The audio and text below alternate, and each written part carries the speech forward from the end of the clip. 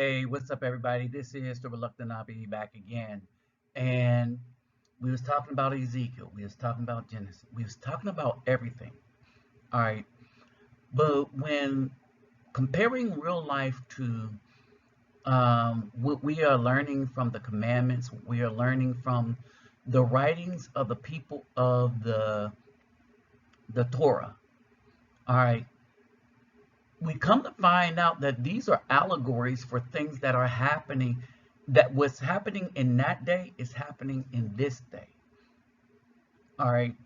And when the hearts of mothers are so corrupted that it is so easy for them to take a son's life over something simple, then you know you have a problem in Zion. Period. All right. And so on this one, we have a single, or we have a black mom. All right. We have a black mom who deletes her son over beer and weed. I want y'all to understand that, over beer and weed. And so when I went to look at the report, what's happening is Google and all the rest of these search engines are making it difficult to find the truth about what the Afro woman or the black woman is doing to the Afro community. Why? Because these are agents. Black women have decided in general to be agents against the Afro men. We are the target that everybody wants to get rid of in the U.S. I would say the West, but this is a U.S. problem. And we're not talking about Caucasians as a whole, because they're not, the lay Caucasians is really not aware of this battle. That's why they speak so ignorantly of what racism is when they're not the ones that should be able to define it. Racism has been defined by Afro thinkers. For white people, black thinkers have already defined it. And that's what it is. White dictionary meanings of racism is not applicable, because white people will change it to hide. They change definitions all the time to hide the truth. And other white people then come along and use those definitions, which is why the lay white person who means well really have no understanding as to what's going on in the so-called black community. And they don't live here, so they don't know. But when we talk about racism, we're talking about this. I said often, can black people be racist? Yes, they can. But against white people, no, they can't. An Afro person can never be racist against an Caucasian. They can against their own people. Why? Because as defined by luminaries like Dr. Francis Cress Welsing and other Afro luminaries, with PhDs, by Dr. Joy DeGruy, it is defined as a system that is able to subvert, subdue, and get rid of a group of people based on their race, for no other reason than their race. All right. And let me take a moment to break something else down. For those of you that say, well, in South Africa, them wanting to get the people that stole their land out of their country, would that be racist? No, that would be justice.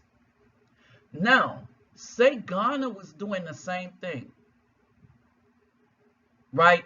Say Ghana had separate rules for for Caucasian people that never did them dirty, right? That just came over there and stuff like that. And they made separate rules for them, right? Versus other visitors that would visit Ghana, say like other Africans, then that would be racism. If Ghana leverages its political might and its resources and countries against other people from other countries, other melanated people, because they were Kenyan, then that would be racist, right? South Africans are fighting to get what was stolen from them back, and remembering the torture and all other inhumane things that were done to them by the people that still got their land. So what they're fighting for is justice. In the United States, Afro people were kidnapped singularly, and government policies were made against them. I want y'all to understand this. Government policies were made against them by the state from since before slavery up until present day. The difference is this story right here. The government policies was then shifted so that the B-Dub would do the dirty work of the U.S. government. So yes, that racism still exists. Only the managers of it now is seemingly the BW in the United States, because through them,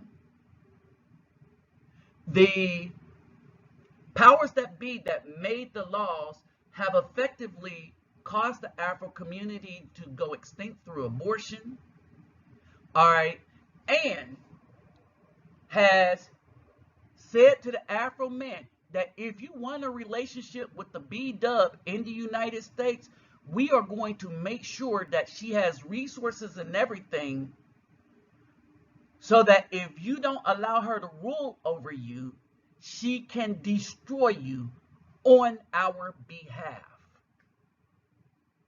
Now let's get to this. All right, I'm gonna greet everybody real quick. Gordon Hardugu dog, all the way to the vein. Francis Los Bonjour Mezabi, Kettlebell Konnichiwa, Ni hao ni ama, Sani Bonani, Jambo Herbari Gani, Assalamu alaikum and Shalom. Kamusta ka, kamusta po kayo, talafa lava soy food. I want y'all to understand that, so now this story makes sense. All right, my Cash App and PayPal me will be in the description box. That's not important. Take care of yourself and family first. That's important. But what I want y'all to do is click the thumbs up and share this video. All right.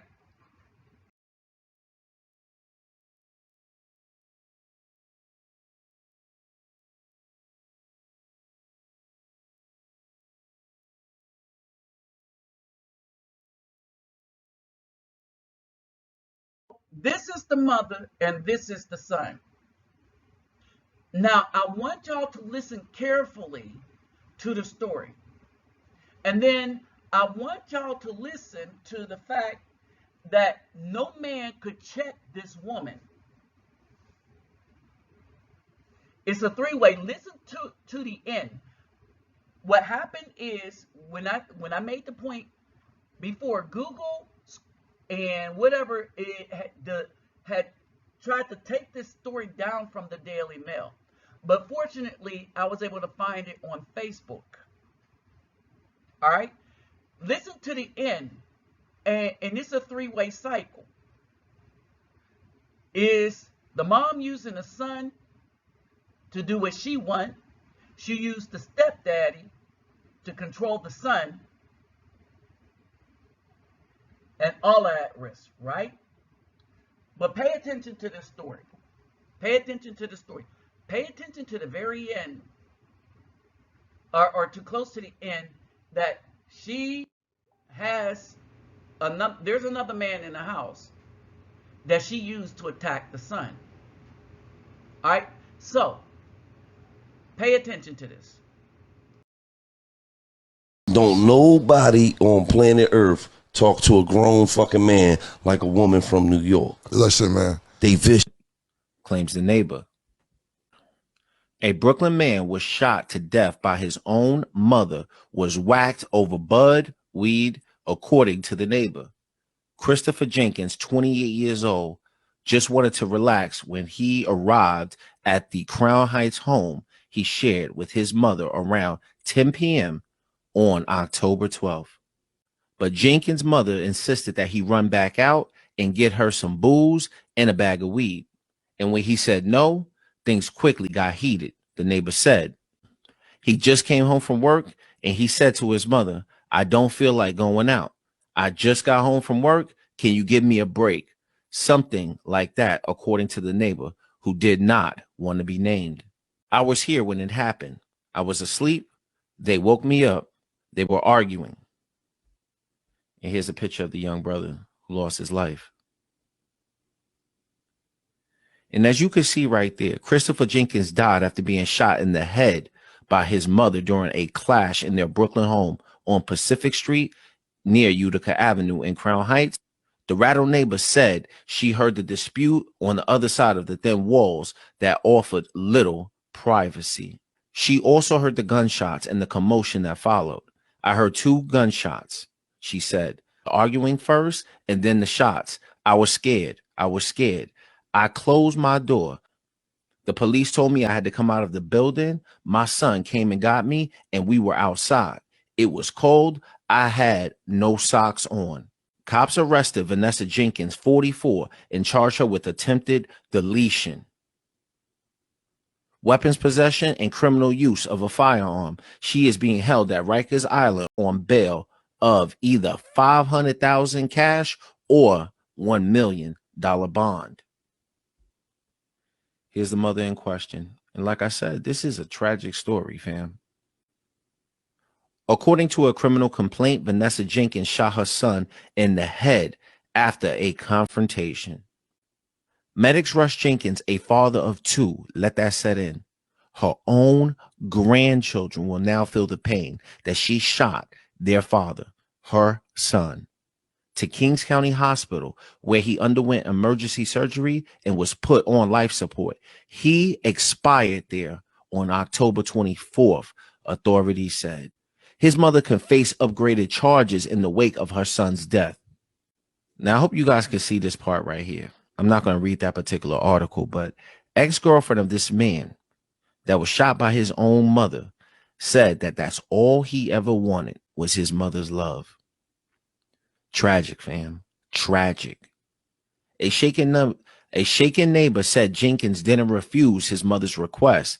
He just told her he wanted to rest first. He said to her, Mom, I'm not going out right now. I'll go out later. Just let me rest, the neighbor said. He said, I'm going to wait until later. Stop playing around, she said. You got to go now. I need it. I remember I heard that. Go, she said to him. Another neighbor said the suspected shooter was so callous that she dragged her son out of the building, stepped over his body, and walked away as cops were arriving. Police said mother and son had a history of prior arrests. So you could see the authorities there on the scene. Another neighbor said he had a run-in with the victim about a week and a half before he expired. Jenkins said he blocked the driveway with his car and refused to move. When her husband told Jenkins he was acting like an idiot, he walked over to confront him while reaching in his pocket, she said. So I stand corrected. At least there was a man in this situation.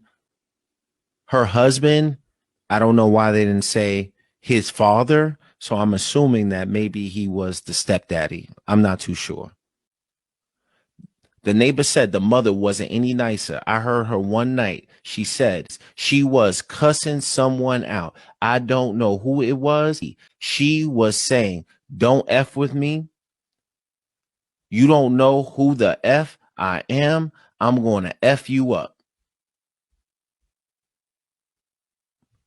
The neighbor who overheard the weed argument said she couldn't believe how quickly it escalated. That's crazy, man, she said. Why would you want to delete your son? Why?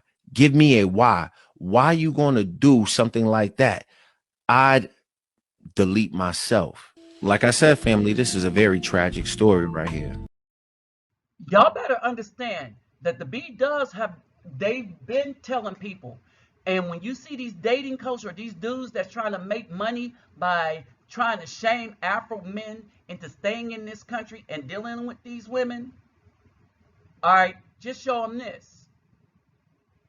All right, they only want dudes that they can control. And the easiest people that they can control are those with nothing, all right, those who have nothing to lose, or dudes coming out of the penitentiary, as they say.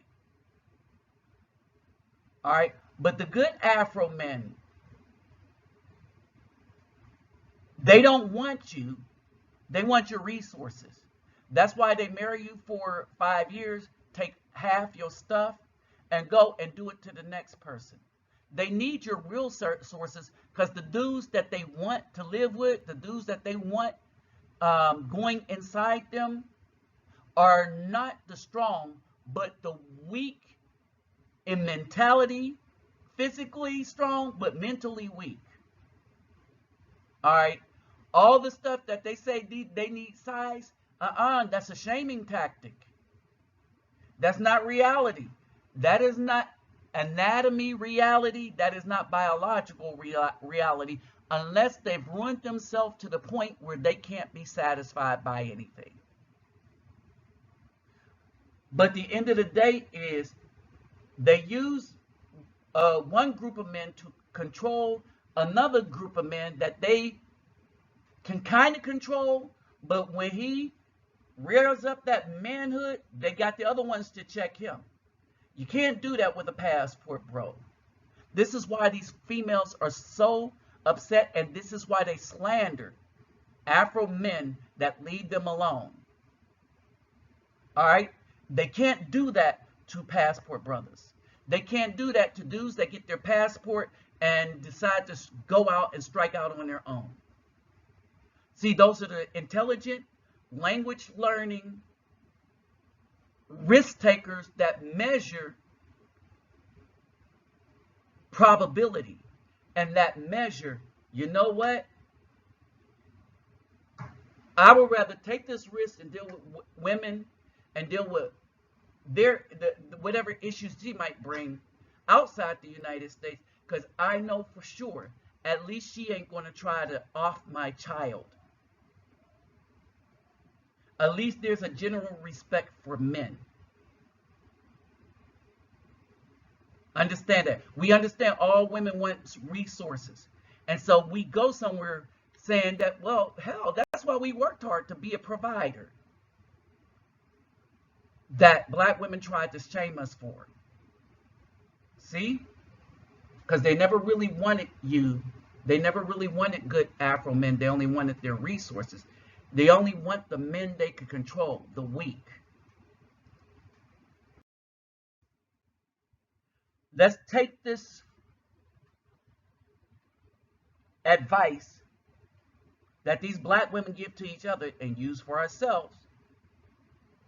Take care of yourself first, Afro man. Let these B-dubs hit that wall along with the simp dating coaches and all the rest of that that's going to be judged with her for slandering us. With that said, I'm out.